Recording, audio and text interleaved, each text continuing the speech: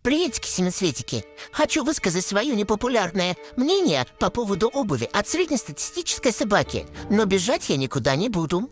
Давайте посчитаем.